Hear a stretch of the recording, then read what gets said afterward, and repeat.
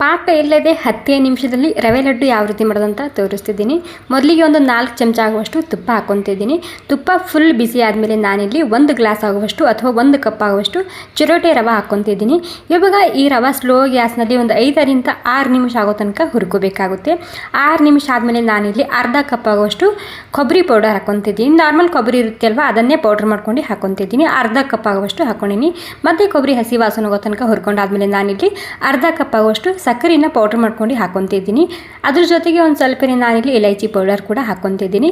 ಮತ್ತು ಸಕ್ಕರೆ ಹಾಕಿದ ಮೇಲೆ ಒಂದು 2 ನಿಮಿಷ ಆಗೋ ತನಕ ನಾನಿಲ್ಲಿ ಹುರ್ಕೊಂಡಾದ್ಮೇಲೆ ಇವಾಗ ಅರ್ಧ ಕಪ್ ಆಗುವಷ್ಟು ಹಾಲನ್ನ ಹಾಕ್ಕೊತಿದ್ದೀನಿ. ಸ್ವಲ್ಪನೇ ಹಾಕ್ಕೊತ ಮಿಕ್ಸ್ ಮಾಡ್ಕೊತ ಹೋಗಬೇಕಾಗುತ್ತೆ. ಅರ್ಧ ಕಪ್ ಆಗುವಷ್ಟು ಹಾಲು ಹಾಕೋದ್ರಿಂದ ತುಂಬಾ ಸಾಫ್ಟ್ ಆಗುತ್ತೆ ನಮ್ಮ ಲಡ್ಡು.